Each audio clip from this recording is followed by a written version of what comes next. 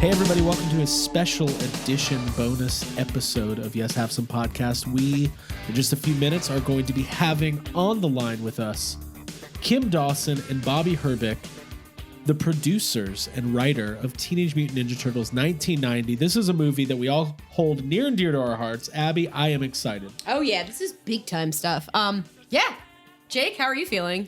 Also, this is I'm pretty good. This is not one of those this is not one of those things where like we already did the interview and we're like playing it coy. We haven't done it yet. Yeah, so these are our honest feelings. Like Abby said it's big time stuff. It's big time. I mean, I just put the movie on and I read a really long article, Craig, which you sent to me, that kind of details the I don't know what the website is. You should probably give them a shout out. But no way. No, don't do it. Just know that the backstory of this whole production is very interesting, and like the Henson involvement, like that it's something that I found very interesting, and it enriched my experience. The Henson involvement. Abby's reciting facts. No, I'm not. I just okay, yeah. It's interesting though because he was a passionate guy and he took on the project while it was like not really like a lot of people didn't believe in it. We and let I our thought that was guests interesting. talk about it. All right. Or I could. What do you guys think? Let's have them vote. Jake, what is this? What is Ninja Turtles 1990? What does that movie mean to you? I mean, it's something we grew up with, man. I remember I've told the story before about how I acted when Raphael says "damn" when I was a little kid, thinking he was going to get in trouble. I love it, man. I want to ask them about that, if that was in the original draft. Maybe it was like even worse. Maybe he was like, motherfucker. Like from like spending the time inside those suits, how hot and heavy they were. I bet they were saying that. Yeah, I bet. I mean, the stories that you read about them just like passing out in the suits. And there was one funny anecdote in that article about they were like near an airport, and the radio frequencies were causing the mechanical functionality of the suits to like screw up. Go berserk, yeah. So like the heads would just start spinning and like the eyes would go dead because an airplane went by. I was like, that seems like a fabricated story, but hopefully we'll find out. I liked the tidbit that on set, the actors inside the suits would just start screaming, remove the head, and then like have to get their Well, that's like unscrewed, Anthony Daniels in C-3PO. He always talks about how like the claustrophobia you go through. And like Dan Aykroyd would remove the chair. Also, funny line in Ninja Turtles, you're claustrophobic. Love it. That's the line. That's what. Well, there's more too. I know. We know. In this day and age, who could ask for more? The crime wave is high with muggings mysterious. All police in Kim, Bobby. I mean, it sounds like you guys you got big plans for this 30th anniversary. I know you got the Instagram account going. We want to cover the whole story, but why don't you go ahead and at least let our audiences know who you are and what your involvement was with the movie. Bobby, you go first. No, you go first because you started it. Okay. Well, my name's Kim Dawson, and I was working with Gary Proper at the time that he found the Turtle comic. We were in production on a couple of specials for Showtime, where I used to work, and Gary was a manager and a promoter of live events. A former champion surfer from Cocoa Beach. And I met him while I was working at Showtime, producing a variety of things. I was in charge of most of the comedy shows there. And one of the people I was covering was Gallagher, the comedian Gallagher. And Gary was managing Gallagher at the time. And I met him down in Laguna Beach at a Laguna Beach Playhouse, where Gallagher was going to do this special. And the next thing I knew, I said, Gary, are you the same guy that used to work for Hobie Surfboards? Because I had a Gary Proper model when I was a kid. And he goes, yeah, that's me. And Gary's my same age, but he grew up on the streets of Cocoa Beach. He was emancipated, if you will, by the age of 14. And he knew how to fight. We were like polar opposites. But somehow or another, we had this love of surfing and all things related to that. And as a result, we went surfing the day I met him. We were in Laguna. We went down to San Onofre and hung out. And then we established this relationship where about 3 or 4 years later, I quit Showtime and started producing Gallagher shows as well as other things for various cable networks, the Disney Channel and HBO and Showtime and so forth. And Gary was touring with Gallagher in between one of our productions, and he was in Detroit. He was playing the Fox Theater, and he went down the street as he always did. Wherever he went, he was going into comic book stores and looking for outrageous comics. If you guys are familiar, he used to do a lot of work with the Xenozoic Tales and Cadillacs and Dinosaurs and Scout War Shaman, a few other really classic, kind of cult comic books. And he had acquired the rights to several of those books. But when he found the Turtles, he called me and said, "Dude, this is the greatest thing I've ever seen. We can make a movie out of this." Both Gary and I had wanted to make films.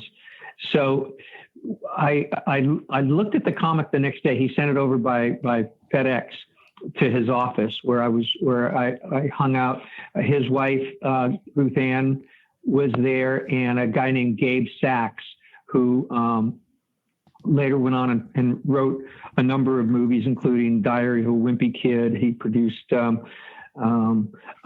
variety of television shows. Freaks and Geeks, if you remember that show. Yeah, absolutely. Anyway, he was our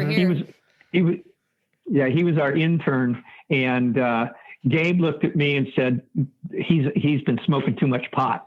And I said, "You're probably right." Yeah, Gary loved to smoke pot, but he was right on with his instincts. Gary had the greatest sense of what would trend next, because he was always in the trenches with surfing and skateboarding and all those kinds of things. And he saw the Turtle comic and saw it and could envision it as a feature film.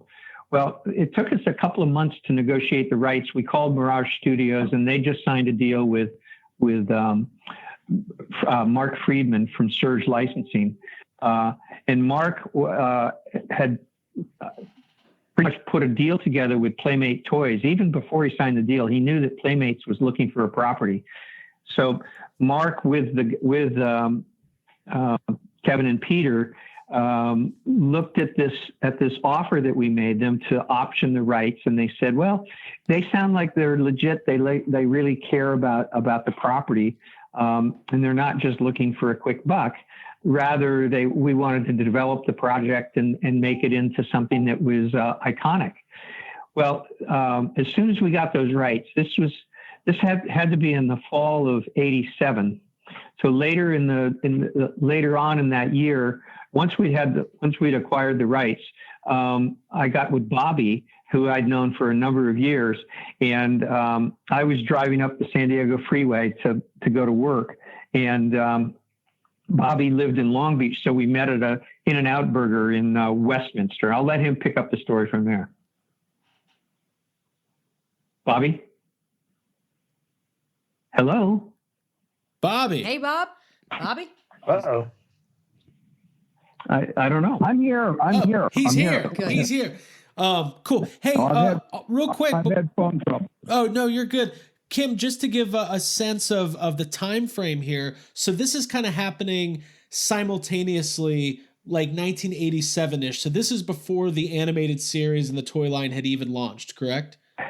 Yeah, yes. As a matter of fact, it was in December of '87 that the toy was first imagined, and we had prototypes of the toys and the press kit from Playmate Toys, but it was I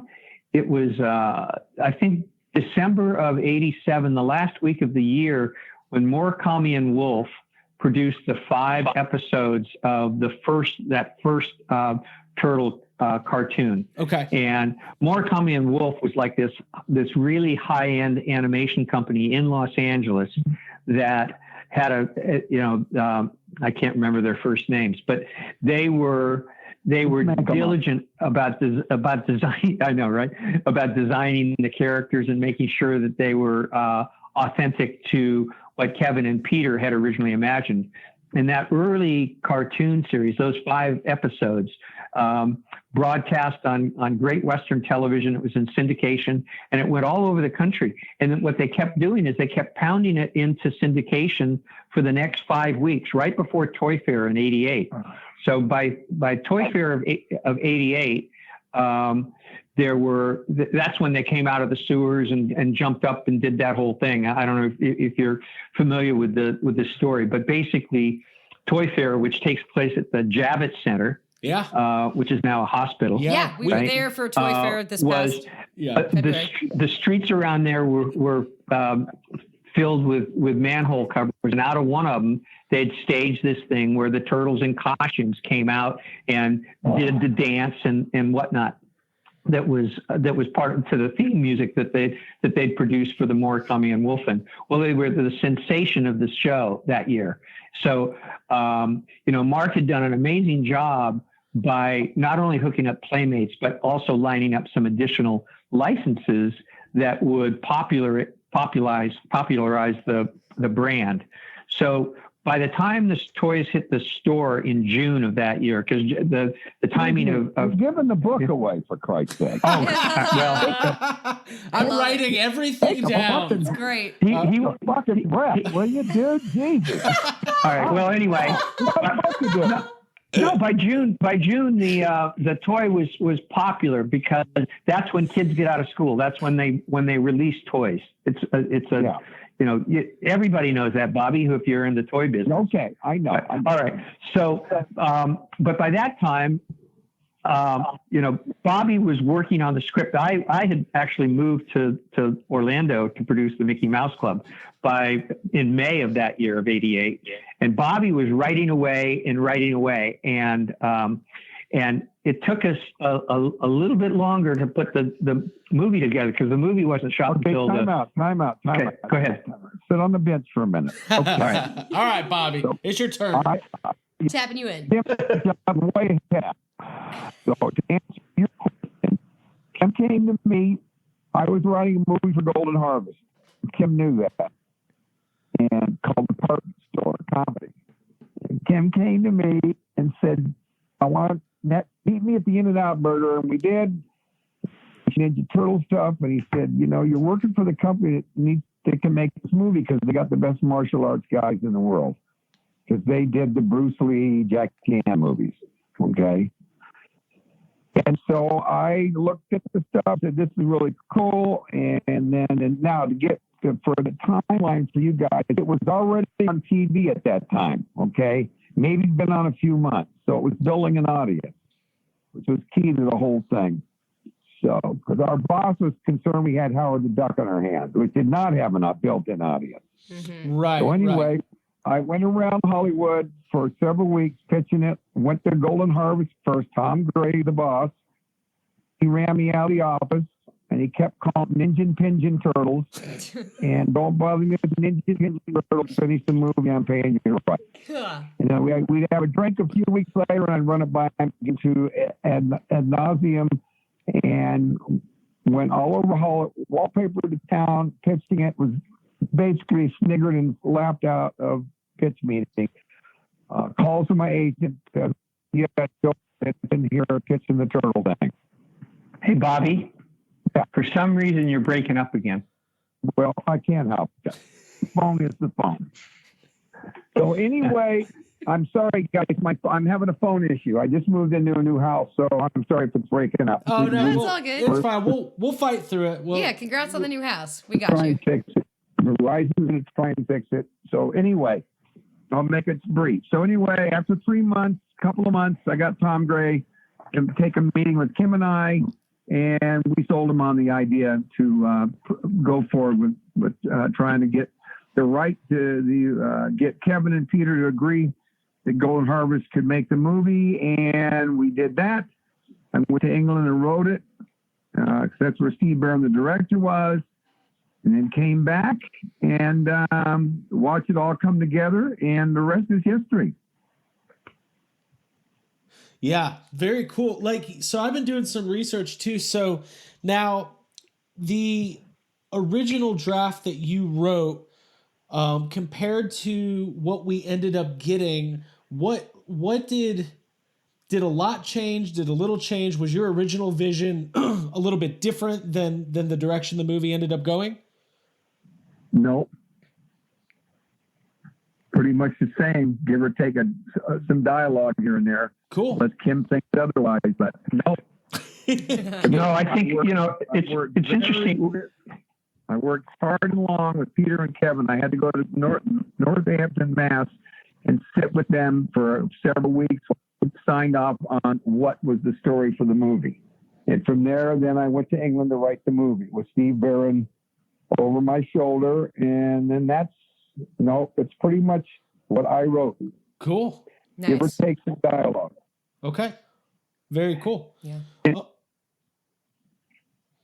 Yeah, in large part, that was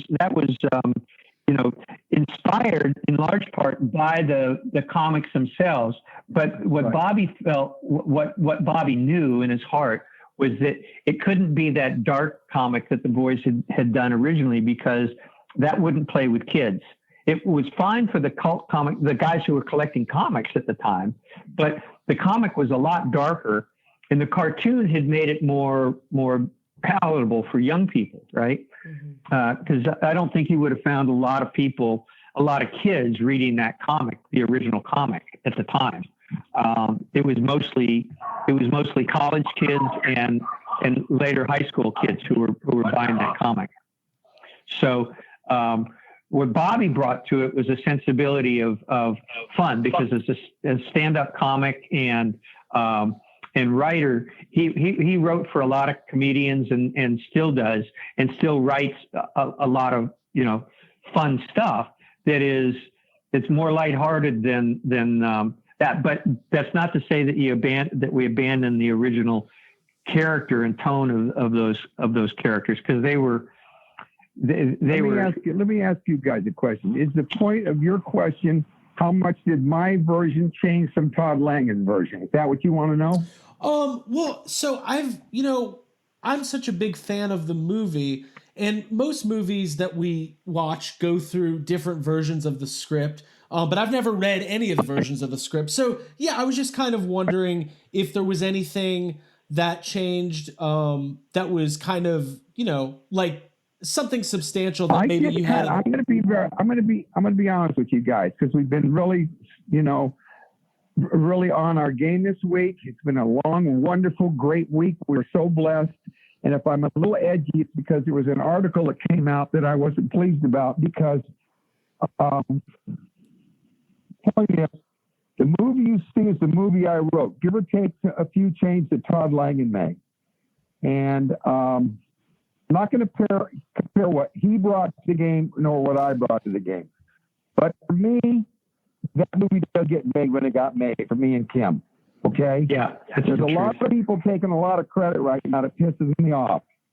Well, okay? hey, I'm we're ready. on my cotton pony right now. Yeah, we're giving you the platform. Yeah, take the platform, Please. because we've got a listener base. We don't pull any punches, and we have no skin in the game. So I you guys are the originators. You guys are the ones who made the movie. Mm-hmm. It's one of our favorites of all time. That's so right. And I'm going to tell you this.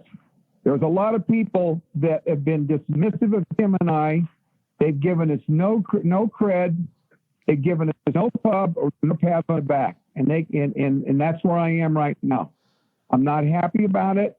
But for Kim and I and Gary Proper, this thing maybe gets made somewhere else, but it doesn't have our touch on it. And that was the podcast we did the other day where the guy says, somebody else does that, it doesn't have you in it. That script is me, okay? Todd Langen brought some really good stuff to it. That story, I spent weeks in Northampton sitting with Peter and Kevin. My assignment was to get them to sign off on the story for the movie, which was not an easy process because they could barely agree on the same thing on a given day. And I said to him at one point, how did you ever get a comic book done? Okay. So that story, and that's why you see story by Bobby Herbeck. Script-wise, not big changes. Cool. Basically, the script I wrote. Cool. And what I love about it, what I love about the movie itself is it, to take something that is dark, that had a kind of a cult following, that was, like you guys said, kids weren't reading it and kids were just getting introduced to it. from an animated and toy platform. To me, the movie's the perfect balance of it's definitely darker in tone than the animated series, but it's not, it's still fun. There's a sense of wonder. Obviously, all the Jim Henson Studio stuff, the suits. Right. I mean, we talk you can about appreciate it as a kid and as an adult. I think the sensibilities kind of are a little bit. And listen, I'll give you my time for. I'm born in 1984, so I saw this movie in theaters, and what I loved about it was how different it was, because I think the thing that you read about studios all the time is that they sometimes underestimate the taste of a child and what a kid's going to actually want and what a kid is not going to want. I remember being 5 years old and being like, this is the perfect film for me at this time in my development. Yeah, it's like respects their intelligence to kind of show that authenticity and real life grit stuff, which is very cool and what I appreciated as a kid. But in the writing, in the process of writing the movie, a couple of things that were very well supposedly on point. One was, don't write the kids, which you picked up on, but the parents were going to go with the movie. You needed to get to their level too. It was a very delicate balance. And what helped to me partially make the movie a success was the parents came home and called their friends, said, geez, take the kids to see the movie. It's really cute and funny, and there's something for adults in it too. That was very much part of the engineering of that script. It wasn't just the right lunch pail kids. Right. Right. And this had a great anticipation by you guys, you young, when you were kids. They could hardly wait to see these turtles on a movie screen. The way Steve Barron opened the movie was great because he teased you. You just got a glimpse out of a manhole cover at the beginning. And then you got a silhouette of them in the sewer. All by design. The humor was brought up a level. It wasn't, like to think it wasn't silly. It was pretty right on. It had some sarcasm in it, a lot of sarcasm, smart ass in it. And like Kim said yesterday, they were teenagers. The turtles were teenagers. They're supposedly still teenagers. I guess Superman's the same age too after all these years. But really, a lot of thought went into that. And as I told some people the other day, a lot of thought into the fight scenes. I looked at Star Wars several times, the first two, and picked up that George Lucas, every battle in Star Wars had a theme behind it. It wasn't just, hey, we need a battle here. There was the story built up to that battle, and there was a theme for every different theme for every battle. And I used that in the script with the Turtles. That every fight scene, you had to lead up to it in the writing, foreshadow it and have a theme for it. I mean, it served a purpose other than just watching people fight on screen.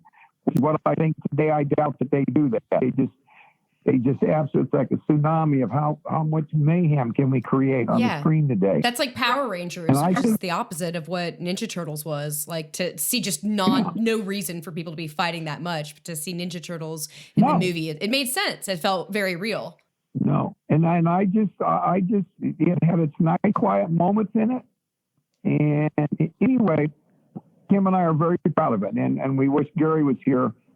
We're blessed, and to think that 30 years later, this still has some huevos on it is pretty amazing in our business. It doesn't happen very often. No, and what's and now the little kids, now 4 years. I meet somebody say, "Oh, my 4-year-old son loves the movie, loves the Turtles." It doesn't stop. It's great. Well, for one thing, I mean, there's been so many iterations of the movie or the Ninja Turtles, multiple animated series. They've tried it with the Michael Bay movies and everything, and you really can't hold a candle. Like we're fans of the first three, but really the first one is beyond special. Yeah. One thing that really, we talk all the time. We all have our favorite turtles in either from a producing standpoint or a writing standpoint, approaching the different characters and the way they played off each other. You've got 4 very unique personalities.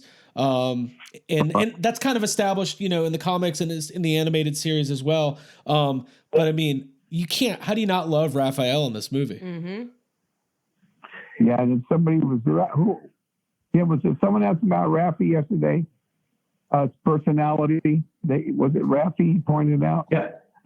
He said, well, how did you get Rappy? Or he was kind of, modeling and kind of the one that was, kind of a manic depressive and this and that. And I said, it's just a mix of dysfunctional friends, Mm-hmm. Everybody's got, their own cross to bear. And that was the beauty of it. They were three-dimensional. They are three-dimensional characters. Not a big fan of what Michael Bay's done, and I speak for Kevin Eastman too. I asked Kevin about it last I'm not November. a fan either. And most people prefer the first movie, rightfully so. That's usually the case in any movie where there's sequels. And most of the people prefer the Ninja Turtles, the first set of them, not the set. They're scary looking. They look like they're Transformers with Zika virus heads like the size of a grapefruit. That's the whole thing, and he doesn't care. Huh? Well, I think that the cool thing about the Turtles is that the four personalities and Splinter represent a range of personalities that kids can identify with. So, a lot of times we hear questions, who's your favorite turtle? And, I always relate back to Mikey because Mikey he is reflective of Bobby's personality, but very much like Gary too. Gary was a party animal, and it's sort of like that. But there's every one of them has elements of their personality that you feel like you could relate to. Leo and Donnie both have things, and their fighting styles were different too. So as a result, you kind of get, you get a little bit of everything in the mix, and I think that's what probably made it appeal to a broad swath of audience. Yeah, it's just fun over the years. When people find out that I wrote the movie, they absolutely make you blush because they almost go over the top with it. It's cool. They go, no, get out of you. But they always ask me who my favorite turtle is, and I say all of them. Uh-huh. Yeah, so that's my answer. But everybody has their favorite. Yeah. Yeah. Well, I'm a Donatello fan. I think Jake based his life off of Raphael. And still the biggest fan of his. Who's your favorite? My favorite is Donatello. Mine I was is a definitely- fan of The Color Purple, and also like doing tech stuff seemed cool as a the kid. movie The Color Purple? A huge. No. But listen. I was just going to say, I didn't realize till the last few years how many, and I'm not a chauvinist. I'm really not. I'm a gentleman. I'm not a chauvinist. I was raised better, but I've been blown away by how many young ladies, girls back then, were Ninja Turtle fans. It wasn't just all guys. I had a brother. I played with my brother's friends. Most of them like Donatello. Yeah. Most of them purple. They like Donatello. Yeah. He's also sensitive. He's sweet. Sensitive. I'd be scared of Raph. I love it. Yeah. Makes the most. Yeah, Jake, everybody who listens to Yes Have Some podcast knows that Jake is the embodiment of Raphael and might storm off in the middle of an episode. he's left episodes. You got to watch him. You got to keep the sharp objects away from him, and just allow him one bone a day. Yeah, exactly. That's all they give me. But you know what's really special about the movie, and the thing that struck me as a kid, and now when I watch it, is like it's not just the turtles. Like all the characters are great. Splinter's great. Shredder is legitimately scary. Like to me, I was not a Star Wars fan growing up. Shredder was my Darth Vader, specifically from this movie. The first introduction to him, when you see the shadow of his cape coming down, like the way that's shot, it's legitimately scary. It's scary as hell. So, that's my perspective, and I think. Yeah, there's something very mysterious and scary. I lived in Okinawa as a kid. I'm a Air Force brat, and I could remember seeing the Asian guys over there, the Okinawan guys with a bandana over their face, right? Right. And they wore like a do-rag over their head. It's something very, and that probably goes back to my childhood. Something very menacing about seeing it. A face covered by anything but the eyes, and you go, I don't want to do it that person. Hey, everybody. Craig back with you real quick. Before we get to the rest of the interview with Kim and Bobby, by the way, I really like these guys. This is a fun one. Love TMNT 1990. It's really great getting a chance to talk about it. We're going to get back to that in just a minute, but I want to tell everybody right now, listen, we're all stuck inside. We're all looking for stuff to do. And I want to make sure that everybody's listening to my personal favorite podcast, the Ghostbusters Interdimensional Cross Trip. This is not a paid advertisement. This is a friend advertisement. I love Troy and I love Chris, great friends of Yes Have Some, and they've been doing this for a very long time. And let's face it, Ghostbusters is in a weird place right now. Again, the movie has been delayed until March of 2021. You're going to need that weekly dose of Ghostbusters news, and there's no better place to get it than from Chris and Troy. I promise you, I'm trying to make this not sound like a paid ad, but I got my paid ad voice going. So I'm just going to say, find them on iTunes, find them wherever you get your podcasts. Join me every Monday morning in listening to the Ghostbusters Interdimensional Cross Trip, hosted by Troy Benjamin and Chris Stewart of Proton Charging and Ghostbusters HQ fame. You will not be disappointed. All right, we are going to get back to Kim and Bobby right now, picking up talking about Sam Rockwell and his appearance in Teenage Mutant Ninja Turtles 1990. Here we go. That's pretty trippy. Yeah, he was the head of the teenage gang. Foot Clan. Yeah. He was the head of the teenage gang that worked for the Foot. Not Danny, but rather it was on that film that he made. He met Leif Tilden, and Leif played Donatello, and also Josh Payas, and Leif and Sam were partners, were roommates rather, for years, and they still remain great friends. And one of the things we were planning on doing this summer, it's looking less and less like it's going to happen in July, was Comic-Con, and our panel was going to include the three of those guys, Bobby and I, and Brian Henson, because Brian was the chief puppeteer and also the second unit director, and it was really Brian and Steve Barron who convinced Jim to do the picture, because Jim was not wired like Brian. Jim was very anti-violence and all that, and it was more the kind of the subtle parts of the personalities and what the Turtles were meaning in terms of teen power, empowerment and all that sort of thing, which was sort of new at the time, but. Jim was worked on by Steve and Brian, and then when he finally capitulated and said, "Yeah, okay, I'll do it," that changed the whole picture completely, because up until that point, Peter and Kevin were very concerned about how the picture was going to look, because the costumes that were originally thought of to be done in Hong Kong were cheap, and they just weren't. They weren't going to be the same. If you remember that television show that Saban did later on. Oh yeah. It was much more like those kinds of costumes, where they didn't have the money to produce the kind of sophisticated animatronics that Jim could bring to the table. Mm-hmm. And what they did in the creature shop was nothing short of remarkable. There were two sets of turtles. There was the stunt turtles, which were able to, and the outside looked the same. The shell and the rubbers almost looked. It was built pretty much the same materials, but the stunt guys could move very easily and they were nimble.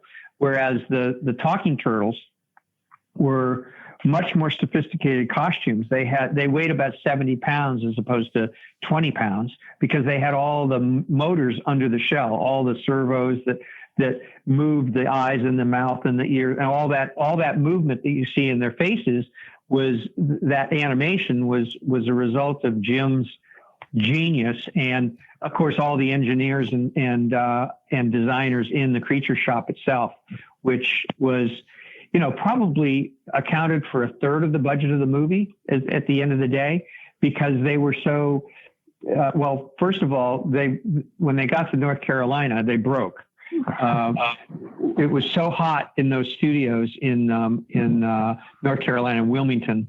There was no air conditioning on these stages, and because we had a pretty limited budget, and as a result, they didn't have they went for the cheapest place, and Henson insisted that we be somewhere on the East Coast because he didn't want to be flying to Hong Kong, where Golden Harvest had its stages.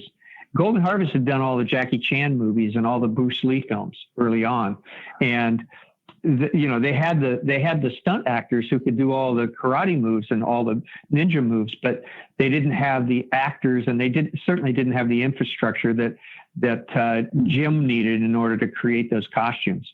So the talking turtle costumes were full of electronics, servos that were operated by joysticks and other remote control devices. And when it got super hot on those stages and the actors were sweating inside them, their body temperature was probably 110. It was so hot it was like unbearable. And the sweat and all of that, the cooling system inside the costumes wasn't working, and they just fried. So more often than not, later in the afternoons and the days, the costumes broke, and we had to sit and wait for them to come back to life, so to speak. Yeah, and you know what? It's like those costumes, there's so many ways that there's so many subtleties, and even really you see it, the difference between the first movie costumes and then the second and third movie. Like, you really can't beat that first movie. And the comparison I always make is like the first Jurassic Park, where there's been like 6 Jurassic Park movies since then, but for some reason that first one, it still feels the best. Like that's right. Yeah. Right. And it was a combination of obviously computer visual effects and the real world costumes. It's also the first time you see it. You see all that on the screen, like the turtles. Right. Huge, I said earlier, huge anticipation from the kids to see what these guys were going to look like on a movie screen, as opposed to the animated show. And I mean, it was like, I was at the theater. So was Kim. Just great, and you could just see them on the edge of their seat. And I said earlier, I just love the way Steve Barron teased the audience at the beginning, and me, by the way, because I saw the rough cut. I saw the rough cut at Golden, and I said to Tom Gray, I said, God, I mean, I love the way he just strung it out, because it was like, there they are, and then they were gone. Yeah. Right. Wasn't it Raffy? Was Raffy the first scene? Raff, yeah, uh-huh. Yeah, because he lost his side. First you saw the weapons bounce off the building when April was being accosted, and then you saw him lift the lid, and the police lights drove off his face, and then the lid goes back down the manhole cover, and you go, wow, it just was really well done. And then he says, he goes, damn. Yeah, he says, damn. And Jake probably had the best moment of his life as a child when he heard that. I always tell the story that, like, I remember when I was a kid watching that, and when Raphael says damn, I remember thinking, like, he's going to get in trouble for saying. I remember being like, I cannot believe he just said that. Going to get his mouth washed out with turtle wax. It sets the bar for the movie, though, because, like, from then on, it's just like, I didn't expect this to happen. And really, with that movie, no, go for it. No, one of my favorite lines is when they bring April down to the sewer, and then she's passed out, and they look at the Splinter and say, "Can we keep her?" I just love that. That had all kinds of connotations. Right, exactly. Right. And keep her, and what? Right. Yeah, exactly. Well, here's the thing. Yeah. Most of the best movies of all time that are aimed at kids, there's usually multiple levels to every piece of dialogue. Oh yeah, layers, adult sensibilities. Yeah. I remember my parents, when we saw The Lion King as a kid, I remember my parents specifically being like talking about how there's obviously the movie's made for kids, but there's thematic elements through the dialogue and the story that have more of a mass appeal. And I think that this movie specifically really has that. But as far as like the opening scene and that tease, the poster, the soundtrack, everything about it is like literally imprinted on my brain. Like I could close my eyes and watch the movie if I wanted to. That's cool. And That's cool. Not that many people have the experience of being involved in something that has like an effect on pop culture like that. Mm-hmm. So it's really awesome for you guys. We had no idea. I mean, we had an idea, but not to this length and this size. And hats off to Peter and Kevin for coming up with the characters. And then everybody just pooled their talents and came up with everybody. We hear it all the time. First movie was the best movie. I go online. First movie was the best movie. But it was like Murphy's Law in a lot of ways, because what could go wrong did go wrong. From the very beginning, because as Bobby said, the movie almost didn't get made because 20th Century Fox, Tom Gray at Golden Harvest had used to work for 20th Century Fox. So he went there to sell the foreign rights, and they were going to do the domestic as well, with the idea that they could handle the distribution. And Leonard Goldberg was still in charge of the studio at that time. He liked it, and he liked Tom, and that's where it was going to be released. But Leonard Goldberg, who you can still see his name actually in television, he's the executive producer of that Blue Bloods show that Tom Selleck does. Okay, he's got to be 100 years old, I swear. But I think he's on Get Smart. Whoa, I know Get Smart. I do. I think his name is on Get Smart. Yeah. That's how. Oh, it probably is. Part of my history. Yeah. He's. But regardless, when he got fired, Barry Diller took over, and Barry Diller didn't want anything to do with what was on the slate, so he wiped it clean. And the first thing he cut was the Turtle film, because he didn't believe in it at all. And Tom, I remember him calling us and saying, he called Bobby and said, take a few days off. And he called me and said, we got trouble. And he explained what had happened. And the proviso from Raymond Chow was that there had to be a domestic distribution deal in place, or the movie would not get made. And he was willing to walk away from what the money he had spent, which was costumes and set construction at that point, and some of the guarantees that were in place, and we're only like 6 weeks out from the start of production. And so Tom, scrambled. He went back and examined all the people that we had pitched it to, and including New Line.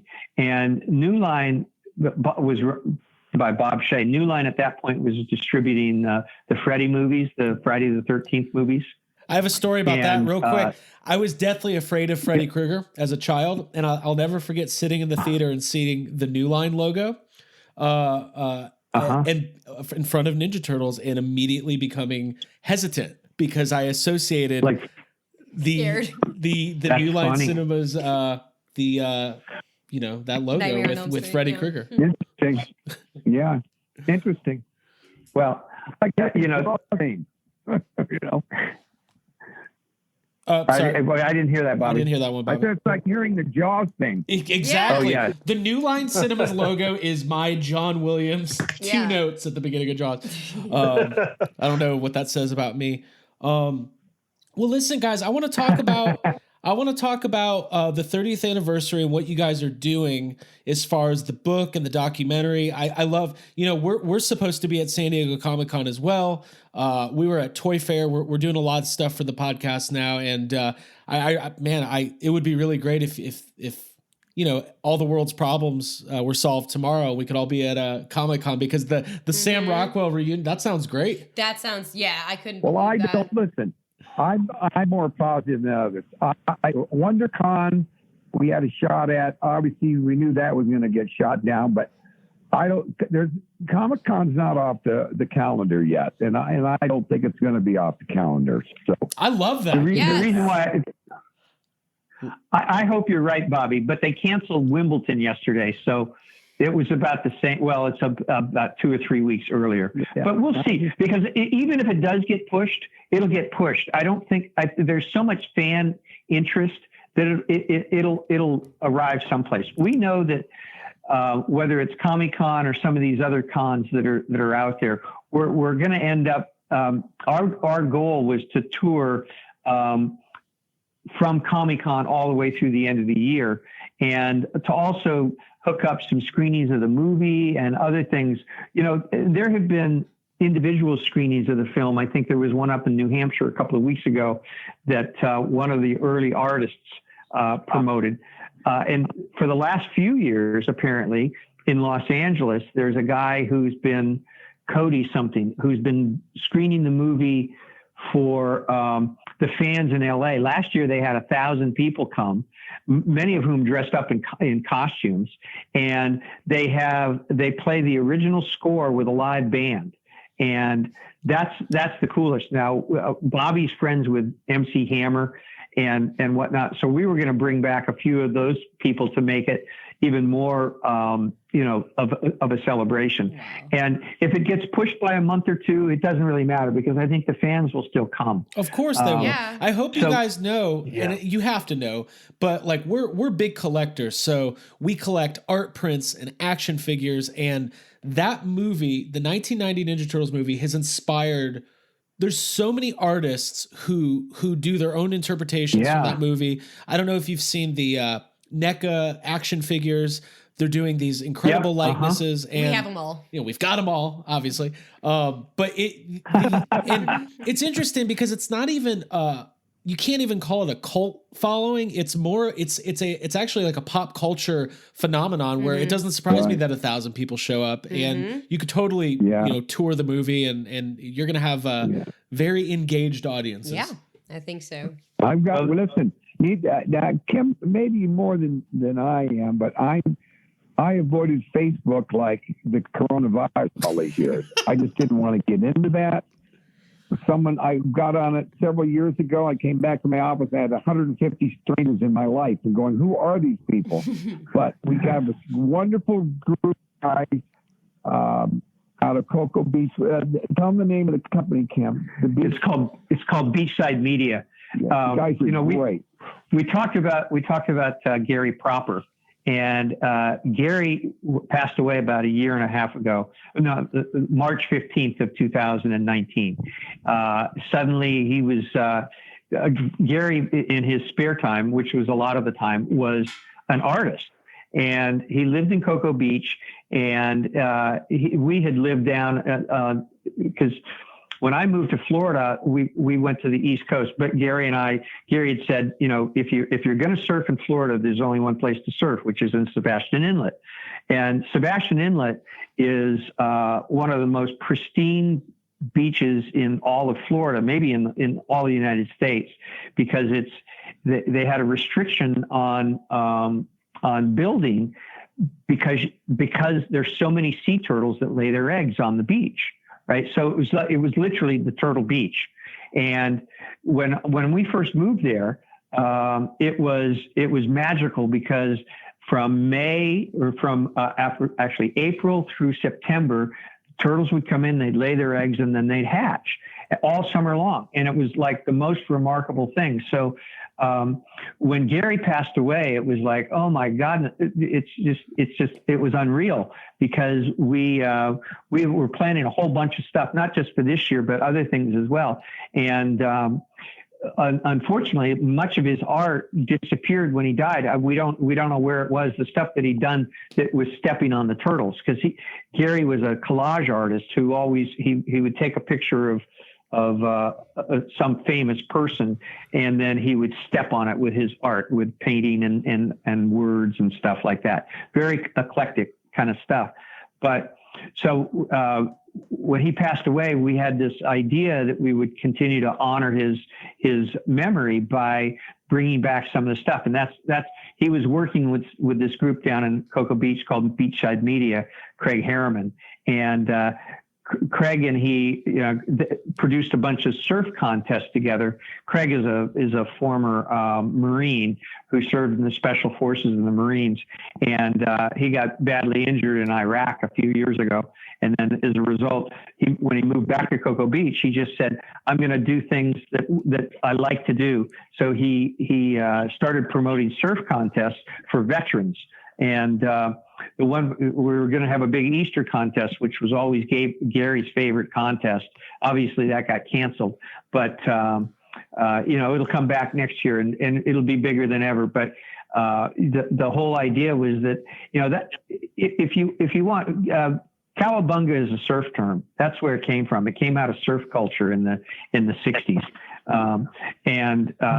the whole idea of that surf element or that surf skate element was very much inspired. I remember we had a meeting, Bobby, you and I with Gary up at Gallagher's house in the Valley. And Cool. I think there was probably some pot being smoked. I can't tell you by whom. Oh, really? Well, Watermelon bomb. but it got but it was so much fun. And I think that all of Gary's surf culture shit came out. There's no question about it. And Bobby picked up on that big time because it was a lot of it is subtle because surfers are sometimes they're in your face, but not so much with Gary. He didn't. Well, he was braggadocio, I must say. He because Gary was the first guy to monetize his personality in the surf world. I remember talking to Jerry Lopez about it. And if you guys know surfing, you know who Jerry Lopez is, multi-time world champion. And they were all these guys were in awe of Gary because he would turn down opportunities to appear in movies or whatever because he wasn't going to get paid. We're straying off course here. Yeah. The question was, I was trying to lead you guys, sorry, because they only have so much time, that these social media guys put us on the map last couple of weeks. Right. We were in Instagram, Twitter, and Facebook was not part of my life. And it's all new to me, and I'm blown away by the people out there that are Turtles fans. I would like to venture a guess. I don't know what you guys are big fans and you're very involved, and I'd like you to venture a guess with me. What do you roughly think? What do you think the audience is? How many thousands of people do you think? Just for who? For us or the potential for you guys? For you. How big is the turtle world, do you think? Let me put it. Fan base. I think it's on par with Star Wars. Its representation is in all stores, I think. I'm stumbling over my words trying to figure this out. It's huge. It's millions of people because you have different levels. Yeah. You've got the hardcore fans, which are the people that we appeal to, the people that are going to buy the toys, watch the movie, all the time, regularly talk about. We sit around and talk about Turtles and Secret of the Ooze like they just came out, like they're up for Oscars, but we discuss them like that. But cool. What's great about a property like Ninja Turtles is that it's generational. And you guys touched on that. There's 4 and 5-year-old kids who watch the cartoons now who are going back and discovering the movies because none of us have kids to share it with, but we're big kids, so that's fine. But different iterations touch different generations, and then they all connect over it. But the thing is, if all 3 movies are streaming on Netflix right now, and everybody in the world is at home, so there's people probably just watching them for the first time and discovering them. Yeah. And then you've got a casual fan base. And it's a limitless reach. And let me tell you guys this too, before we wrap up, the hunger in the collector community for limited edition merchandise. And, you guys are putting out a book, signings and movie screenings and limited edition posters. Like there is a world of opportunity from a business standpoint because you guys have a story to tell and you're still passionate about it. And people like us and people who listen to our show or follow us on Instagram, they're also going to be interested in the story. Yeah. So, hungry for the backstory and all the little tidbits. Yeah. And that's how I found you guys on Instagram. Just on we made a post the other day for the 30th anniversary of just the VHS cover. And that's how I got hooked up with Kim. So social media just opens up an entire world of opportunity. Yeah, I just wonder what kind of a reach we were going to get, and I'm overwhelmed. Yeah, well, you guys deserve it. This is really cool. It's so cool. Yeah. It's really cool. Well, listen, we'll have to connect again. Hopefully, the stuff will start calming down, and you guys can start really getting out there and doing the screenings and doing, getting the book put out. Yeah. Where can people find you now on Instagram and everything? Where's the best place for people? Best place for people to go? I can talk.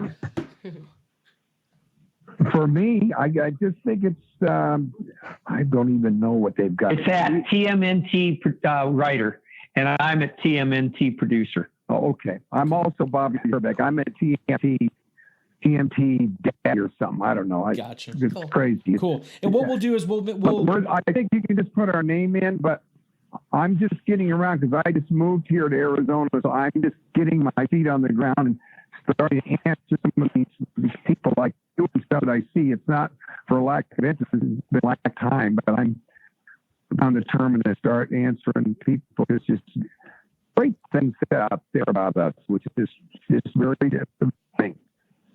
yeah. How are you doing? Who knew?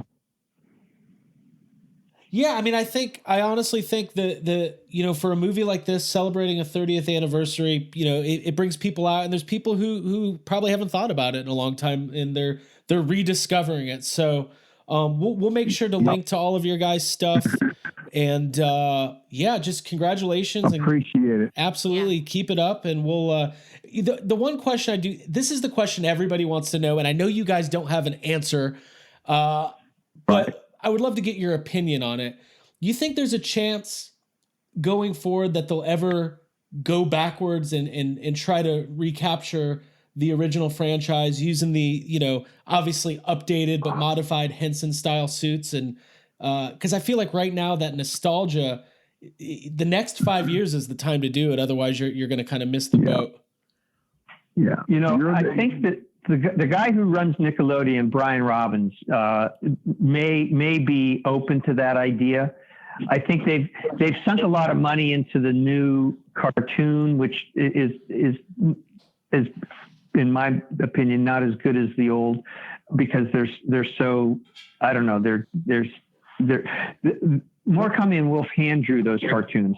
Or those animations, and they're and when you've created like 600 episodes, it's hard not to be silly. Right. But but I do think that there's an opportunity for a throwback turtle thing where we could bring back those costumes. The fact is that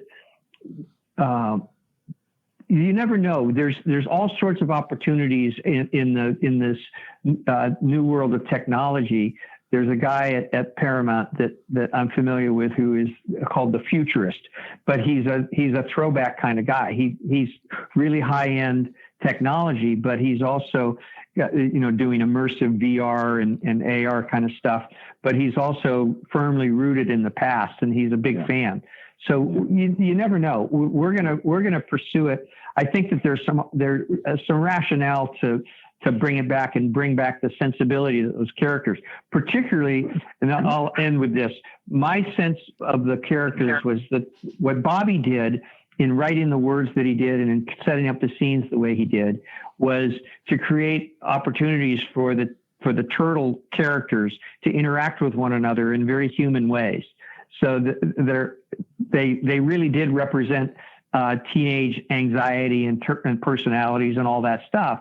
And the way the movie was staged and produced with these characters inside the suits who had to react to one another, and they also had to be in sync with the puppeteers and with the director and with the script supervisor. Everybody had headsets on, and they were all talking at the same time, all in sync with one another. And I think that shows through.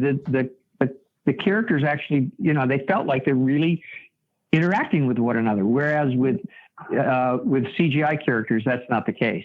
Those guys all got along. Those guys got along too. Oh yeah, totally. Real quick, guys, real quick. So if I may, you're the third person to bring that up in an interview with us.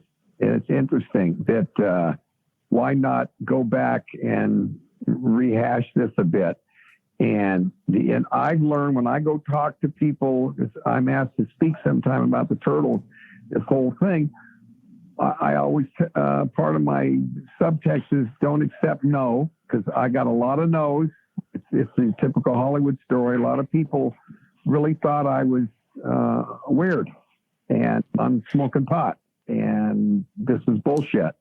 And to not give up, and timing is what I get going for here. And you never know. With the thrust that we've gotten these last several days, it might be, if we time it right, maybe it could happen. I mean, a lot of people would like to see that, what you're asking. To go back. There's ways to do it. I mean, I was just like, have them time travel to 2020 and have those same characters living, dealing with the world of today. Why not? It'd be kind of funny to have Michael Bay's meet the ones from before. Oh yeah, do like a multiverse. Why not? Oh, they would hate each other. I can't wait. Yeah. Well, listen, guys. Yeah. Thanks for the advice too. That was really thoughtful. I appreciate your guys' team. I'm excited for what you're doing, and we will help spread the word, and hopefully down the road we'll connect again. And we'll thank you all, and we will bless you for being such good fans, man. Without you guys, this is history. This is not true, and you keep it alive, which is really cool. Absolutely. Thanks, hey, we'll talk to you guys soon. Stay safe, stay healthy. Yeah, we busy. Stay busy, and we'll keep writing. We'll connect later. Yeah. Thank you guys. Wash your hands. Yeah. Wash your hands and your punum. Okay. Oh, wash your hands. That is good advice. Okay. I like that. Writing it down. All right, guys. Have a good one. Okay. Thanks, y'all. Thank you. Bye. All right, there you have it. Bobby Herbeck, Kim Dawson, thank you so much for joining us on Yes Have Some Podcast. Really love what those guys are doing. It's so cool that TMNT 1990 is celebrating 30 years. And it's awesome that the producers and the writer are involved, and they are kind of recapturing their own love and putting a lot of hard work into it. They're going to have a book. They're going to have a documentary. And once all this stuff clears up, they're going to be out on tour, and I'm going to go see them. I want to meet those guys. They've got war stories, and I love it. But mostly it's just cool to hear the perspective of the people that were there when the movie was getting made. And we're happy to be able to, help facilitate some of those conversations. So I want to make sure everybody checks them out on Instagram. You can find them at TMNT Writer and at TMNT Producer. And then they've launched a page specifically to celebrate the 30th anniversary of the movie, TMNT Movie 1990. Give them a follow. See what they've got going on. They're running contests. They're interacting with the fans. And I really like both those guys. Super appreciative that they took a few minutes to talk with everybody for this little bonus episode of Yes Have Some Podcast. Thank you so much, everybody, for the support. Keep tuned in. We got more coming. And we will see you next week. Bye.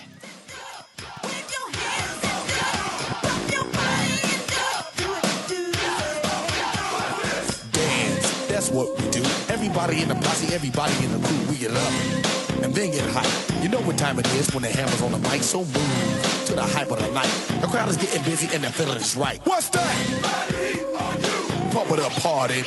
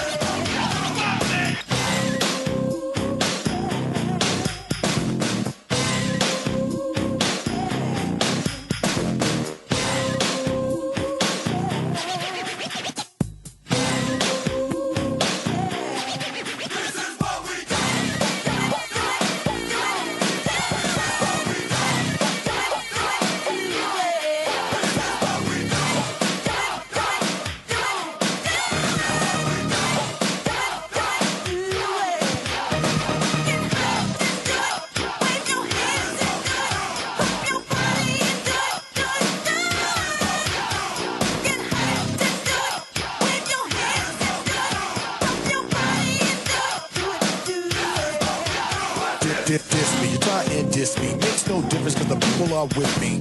I improve, you got schooled. I'm running things where you wanna rule. The 90s are mine, it's a hammer review. You wanna know how, just watch what I do. I do, y'all through? Busting your bubble, that's what we do.